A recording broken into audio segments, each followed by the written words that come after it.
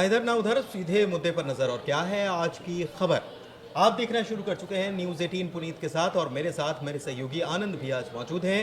आज हम बात करने वाले हैं ईरान और अमेरिका के बीच परमाणु डील को जो लेकर जो चर्चा हुई है उसको लेकर, और साथ ही साथ एक अंदर की जो खबरें आ रही हैं उसकी भी बात करेंगे, क्योंकि एक 5 दिन का जिक्र होने लग गया है। ये 5 दिन का जिक्र क्या है, इसके अलावा B-2 बॉम्बर्स जो हैं क्या उनका तोड़ भी ईरान के पास है, क्योंकि कुछ चर्चाएं ऐसी भी निकलकर सामने आ रही हैं। इन्हीं सभी मसलों पर बात करने वाले हैं, क्योंकि एक मीटिंग 26 तारीख तो तय है कि 26 तारीख को अगली मीटिंग होने वाली है, लेकिन उसके पहले एक टेक्निकल मीटिंग या तकनीकी पहलुओं पर बातचीत जो है वो भी होने वाली है। इसका मतलब हम ये समझ सकते हैं कि अभी तक तो विदेश मंत्री आपस में बात कर रहे थे, विदेश मंत्री हालांकि ईरान के विदेश मंत्री और अमेरिका के तो खास दूत हैं स्टीव विटकॉफ, उनके बीच में बातचीत चल रही थी। लेकिन अब ये बातचीत इससे आगे चलकर तकनीकी पहलुओं पर पहुंच गई है। तो बातचीत तो अच्छी चल रही है, तकनीकी पहलुओं में क्या हो सकता है। IAEA चीफ ने जो मुलाकात की विटकॉफ से, उसके मायने क्या है, क्योंकि शुक्रवार को मीटिंग के एक दिन पहले ही मुलाकात की थी। इसके अलावा इजराइल के जो खुफिया एजेंसी जो है मोसाद, उसके चीफ जो हैं वो भी मुलाकात करते हैं किससे, स्टीव विटकॉफ से, शुक्रवार वाले दिन। ये बहुत सारे अपडेट्स हैं, इसी मसलों पर बात करने वाले आनंद मेरे साथ मौजूद है, मेरे सहयोगी। आनंद, सबसे पहले किस मसले पर बात करें? बिल्कुल, हमें तो 5 दिन वाले मसले पर करना चाहिए स्टार्ट से, क्योंकि ये बहुत अहम है। और जो भी बैठक चल रही है ना, ये अप्रैल में जो एक इसके पहले जो बैठक हुई थी, पहला बैठक हुआ, दूसरा बैठक हुआ, अब तीसरे बैठक भी एक तरीके से डेट आ गई है कि 26 अप्रैल को तीसरा बैठक होने वाला है। लेकिन तीसरे बैठक के पहले जो चर्चा चल रही है ना कि ये 5 दिन वाली, उस पर ज़रूर विशेष हम लोग को एक नज़र डालना चाहिए। दरअसल हुआ क्या है कि ये बैठक जो चल रही है, दोनों बैठक सफल बताए जा रहे हैं दोनों देशों की तरफ से, लेकिन ये जो तीसरा बैठक होने वाला है और ये बहुत अहम होने वाला है। दरअसल इस बैठक में क्या होगा कि तकनीकी शर्तों पर बातचीत होगी, दोनों देशों के एक्सपर्ट बात करेंगे। हाँ, बिल्कुल, बुधवार को जो एक्सपर्ट्स बात करेंगे, उसके बाद फिर ओमान मीटिंग होगी, बिल्कुल, उसका क्या हल निकला, बिल्कुल। हाँ, अगर अब ये बैठक तो हो रही है, लेकिन अमेरिका बोलता है कि सफल अगर नहीं होता है बैठक, क्योंकि अभी तो दिख रहा है कि स्पष्ट सब सही चल रहा है, लेकिन अगर नहीं दिखता है तो ईरान को भुगतना पड़ेगा, ये लगातार धमकी आ रहा है। लेकिन अब जो खबर आ रही है, जो IAEA के चीफ ने दावा किया है, उससे वो खबर करके जो छन करके खबर के निकल करके आ रही है, वो ये है कि IAEA के जो चीफ गए थे, उसके बाद उनका ये बयान आता है कि ईरान जो है वो परमाणु दहलीज पर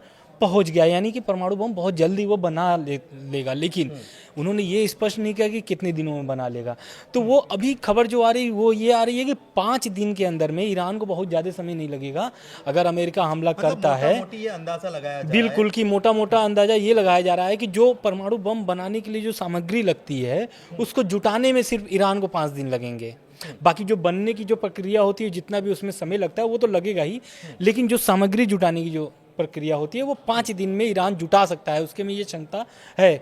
वो IAEA के जो चीफ हैं, पर अंतर्राष्ट्रीय परमाणु ऊर्जा एजेंसी के जो अध्यक्ष हैं, उनका जो बयान आता है और ये खबर से दोनों से एकदम तालमेल खाता है। इसलिए है क्योंकि अगर ये ऐसा होता है, हालांकि ऐसा होगा नहीं, ट्रंप भी अब एक तरीके से ईरान को दुलारने लगे हैं, मतलब कि बातचीत के लिए वो बहुत बार प्रेरित करने लगे हैं। आप जो कह रहे हैं वो राफेल ग्रॉसी के उस बयान से मेल खाता है, जिसमें उन्होंने कहा है कि एक जिगजॉ पजल का मतलब ये होता है कि एक ऐसी पहेली जिसके कई सारे टुकड़े हैं, उसको जोड़ना है। बिल्कुल, और उसको जोड़ने वाली बात जो है वो तो राफेल ग्रॉसी भी कह रहे हैं। बिल्कुल, तो वो जो जोड़ने वाली बात है ना, उसी का अगर ऐसा लगाया जा रहा है अंदाजा कि वो 5 दिन में ईरान पूरा कर लेगा।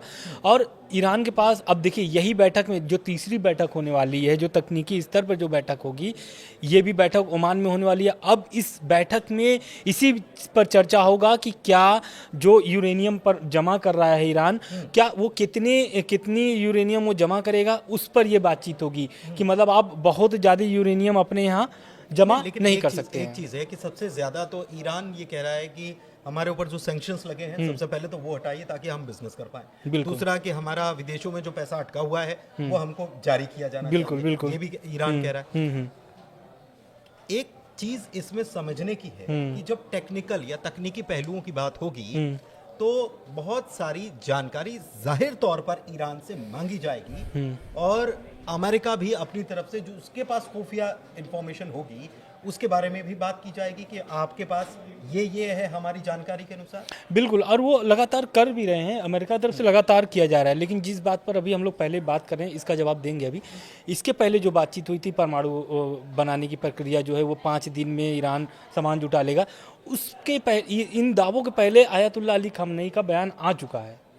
वो बोलते हैं, जो लगातार जो धमकी मिल रही थी अमेरिका की तरफ से, तो उन्होंने एक बयान अपना जारी किया था। उन्होंने बोला था, एक तरीके से वो सार्वजनिक रूप से बोले थे कि परमाणु बम बनाने की कोई मंशा नहीं है। मतलब वो साफ साफ इनकार कर दिया है हाँ। कि ईरान परमाणु बम बनाने का कोई भी उसका इरादा नहीं है, वो परमाणु बम नहीं बनाएगा।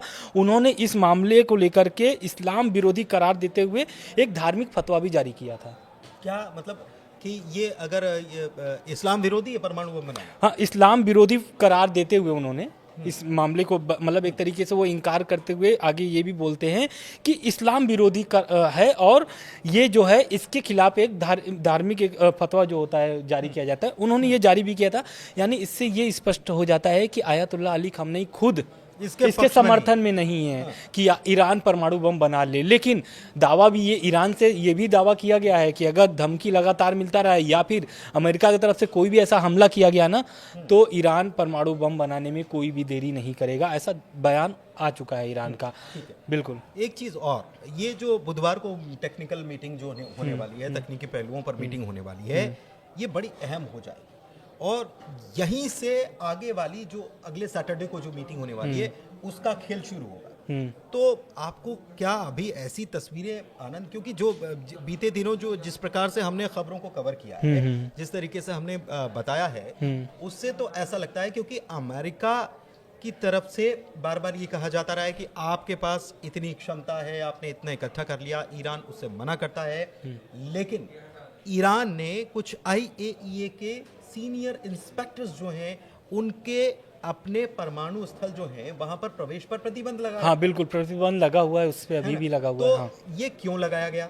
एक बात ये है, ये अगर लगाया गया तो फिर वहां पर भी ये बात उठेगी, क्योंकि IAEA चीफ जो है वो विटकॉफ से मिलते हैं और उनको पूरी जानकारी देते हैं ईरान के दौरे के बाद। बिल्कुल, ये देखिए सच बात है, ये है कि वो प्रतिबंध तो अभी भी लगा हुआ है। प्रतिबंध ईरान इसलिए लगाया है क्योंकि ईरान का ऐसा दावा किया गया था कि जो ये इंस्पेक्टर है वो एक तरीके से ईरान के हानि पहुंचा रहे हैं। मतलब वो जो खुफिया एजेंसी सभी की होती हैं, उस पर वो एक तरीके से क्षति पहुंचाना, नुकसान पहुंचाना चाहता है। बिल्कुल, और इन्फॉर्मेशन लीक हो रही है। दूसरा, उन्होंने ये जो गए थे अभी ग्रॉसी जो गए थे, IAEA के चीफ जो हैं वो गए थे ग्रॉसी, तो उनका बहुत बेहद बढ़िया स्वागत किया गया है।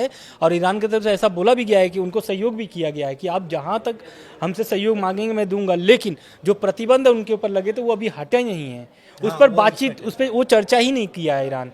तो कहीं ना कहीं, और ये जो मिलना हुआ है इजराइल से या फिर स्टीव विटकॉफ से, बिल्कुल ने ग्राउंड रिपोर्ट दे दी बिल्कुल है बिल्कुल। अमेरिका को। हाँ, एक चीज और है, मोसाद चीफ का मिलना, अगर अमेरिका के विशेष दूत स्टीव विटकॉफ से मोसाद चीफ मिलते हैं तो दो चीजें हो सकती हैं। मोसाद जिसके लिए वो जाना जाता है वो हो सकता है, या फिर मोसाद जो कि खुफिया जानकारी भी उसके पास बहुत होती है। बिल्कुल। तो या तो वो खुफिया जानकारी अमेरिका से साझा करके ये बता रहा है कि इनके पास ये है, देख लो, आप जब बातचीत की मेज पर जाओगे तो आप ये बता सकते हो कि इनके पास ये चीज़ें हैं। बिल्कुल। अब देखिए, स्टीव विटकॉफ और इजराइल के जो मोसाद खुफिया एजेंसी है, वो दोनों से मुलाकात हुआ है IAEA के चीफ से, ग्रॉसी से। अब ग्रॉसी अभी स्पष्टता लेकिन नहीं होगी उन्होंने क्या इस पर बातचीत की है, लेकिन जाहिर सी बात है अंदाज़ा लगाया जा सकता है कि क्या वो जाकर के बात किए होंगे, क्या मोसाद को जाकर के वो अपना एक कोई ऐसा जो रिपोर्ट होती है, जो ईरान के दौरे पे वो गए थे, ईरान के दौरे से उनको क्या क्या हासिल हुए, क्या क्या मिले, हालांकि स्पष्टता कुछ भी नहीं है, लेकिन इससे खलबली ईरान में ज़रूर मच गया है। और ईरान ने स्पष्ट कर दिया है कि बैठक तो हम लोग कर रहे हैं, लेकिन जैसे POA के ही समझौते पर ही हम बातचीत करेंगे, उसके अलावा नहीं करेंगे। लेकिन ट्रंप का इस पर नया बयान है, नया शर्तें आ जाती हैं। क्या ट्रंप नया शर्त रख दिए हैं? ट्रंप बोले हैं कि पहले जो समझौता पुरानी वाली है उसमें यानी कि 3.67% बिल्कुल, हाँ बिल्कुल, उसको पूरा करने का इन्होंने कहा था। लेकिन अब ट्रंप क्या चाहते हैं? अब ट्रंप चाहते हैं कि ईरान पहले ये गारंटी देनी होगी ईरान को कि वो 90% स्तर तक नहीं पहुंचेगा। यूरेनियम जमा करने पर। अगर ईरान 90% पहुंच जाता है यूरेनियम जमा करने में, तो कहीं ना कहीं ईरान के लिए घातक साबित होगा। पहला शर्त ये रख दिया। दूसरा, परमाणु हथियार का जो निर्माण है वो जरूरी नहीं है ईरान के लिए, मतलब एक तरीके से ईरान को इस कार्यक्रम को बंद कर देना चाहिए। तीसरा कि बैलिस्टिक मिसाइल न बनाए ईरान। चौथा कि जो क्षेत्रीय है हुती लड़ाकू जैसे संबंधित जो हमास से हिजबुल्लाह है उन पर, बिल्कुल उन पर, इन सभी शर्तों पर वो स्वीकार कराना चाहते हैं, यही तीसरी बैठक में। लेकिन एक चीज और है, ये तीसरी बैठक में स्वीकार कराना चाहते हैं, लेकिन मैं बार बार उस तीसरी बैठक से ज्यादा मेरा ध्यान उस बैठक पर केंद्रित है जो बुधवार को टेक्निकल एस्पेक्ट्स पर होने वाली है, तकनीकी पहलुओं पर होने वाली है, और बहुत सारी चीजें उसमें होने। मुझे ऐसा लगता है कि शायद ये बैठक अभी जो साइंस लग रहे हैं, जो इजराइल की तरफ से या ईरान की तरफ से या अमेरिका के, तो हो सकता है कि जो चीज़ें जानकारियां मांगी जाएं वो शायद इस बैठक में ना हो करके इसके बाद एक अगली बैठक की भी बिल्कुल क्योंकि देखिए ईरान हमेशा से नकारता रहा है, जो अमेरिका कह रहा है उसको नकारता रहा है। ईरान हमेशा से नकारता है, और अभी जो बैठक होने वाली है बुधवार को, उसमें भी जो भी एक्सपर्ट बैठेंगे दोनों देशों के, वो भी इसी परमाणु कार्यक्रम पर ही बात करेंगे कि ईरान के पास कितनी यूरेनियम जमा है, अगर जमा है तो क्यों जमा है, इजराइल क्या कर रहा है उसका। दूसरा, जो इजराइल ने पहले दावा किया था कि इनके सभी परमाणु प्रोग्राम को रद्द कर दिया जाए और पूरे सामान को कहाँ दूसरे देश में शिफ्ट कर दिया जाए, तो हो सकता है कि इजराइल की इस मांग पर भी बातचीत हो। और दूसरा, ईरान भी मांग रखा है अपना। ईरान का कहना है कि जब आप चाहते हैं कि मिडिल ईस्ट में ईरान के पास परमाणु बम न हो, तो सभी देशों को, ईरान जो खाड़ी देशों में सभी के पास जो है वो भी हो। ईरान लगातार इसका मांग कर रहा है। और ईरान का दूसरा मांग जो है, परमाणु कार्यक्रम वो बंद नहीं करेगा, परमाणु बम नहीं बनाएगा, लेकिन जेसीपीओ, बिल्कुल जेसीपीओ के तहत जो कार्यक्रम है, हाँ, तो इसमें मसला फंस सकता है। हो सकता है कि तीसरे बैठक के पहले जो ये एक्सपर्ट वाला बैठक है, इसी में मामला पेच फंस जाए, ये भी हो सकता है। बिल्कुल। तो मतलब ये जो बुधवार को बैठक होगी उसके आधार पर ही शनिवार को बैठक होगी, और वहां पर इस, क्योंकि तकनीकी पहलुओं पर के आधार पर ये बैठक होने वाली है, तो बहुत सारी चीजें और निकलकर सामने आएंगी। एक स्तर पर ऊपर उठ गई है बैठक। एक चीज और, दूसरी तरफ इजराइल बार बार ये अमेरिका से चाह रहा है कि हमको इजाजत दो, हमको हमला करने के लिए परमिशन दे दो। बिल्कुल। देखिए, इजराइल क्या चाहता है, इजराइल एकदम देखना नहीं चाहता ईरान को, चुपता है ईरान इजराइल को, और कारण भी है क्योंकि इजराइल पर जो दबाव बना वही ईरान पर भी दबाव पड़ा है, क्योंकि दुश्मनी एक तरफ से नहीं होती, दोनों देशों की तरफ से ही होती है, गतिविधियां होती हैं तभी होती है। अब इजराइल क्या चाहता है, इजराइल ये चाहता है कि जैसे बाकी देशों में, जो बगल के जो देश हैं, जैसे इजराइल के एक तरीके से दबाव में रहते हैं, आज गाजा में हमला हो रहा है अगर, तो हाँ, तो अब वो दबाव ईरान पर भी इजराइल कहीं ना कहीं बनाना चाहता है। इसीलिए तो वो लीबिया मॉडल लेकर के आया था ट्रम्प के सामने कि भाई लीबिया मॉडल लागू किया जाए, किस पर, ईरान पर, और ईरान एकदम साफ मना कर दिया है। लेकिन इसमें दिलचस्प ये है कि इजराइल जो चाह रहा है, ट्रम्प वो नहीं चाह रहे, ट्रम्प मना कर रहे हैं।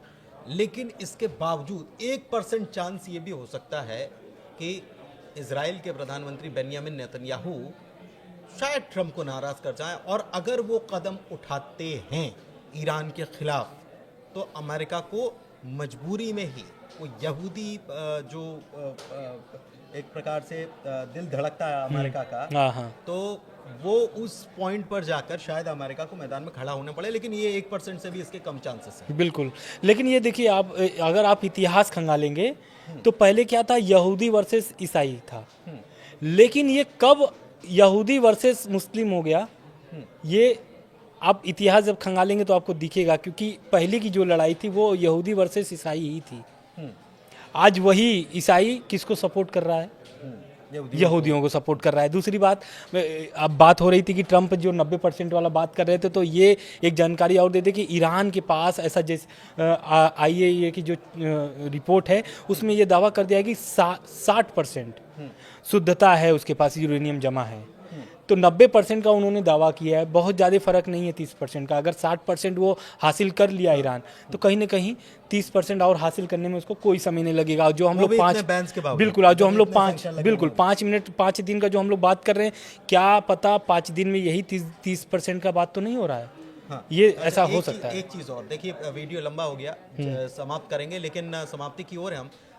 एक चीज़ और आपको बताऊं कि जब आनंद ये खबर हम देख रहे हैं कि बातचीत अच्छी चल रही है, बैठक बहुत अच्छी चल रही है, बिल्कुल। तो मार्केट के लिए भी अच्छी खबर है। हाँ। मार्केट के लिए अच्छी खबर क्या है कि तेल के दाम अंतर्राष्ट्रीय स्तर पर घटे, कम हुए, और ये अच्छी खबर है।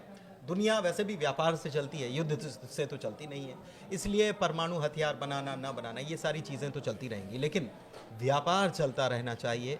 हर मुल्क की इच्छा मन में उसकी यही चलता है कि हमारा बिजनेस बहुत अच्छा चले। अमेरिका भी तो हथियारों का ही सौदा करता है। खैर, इस वीडियो में इतना ही। नमस्कार।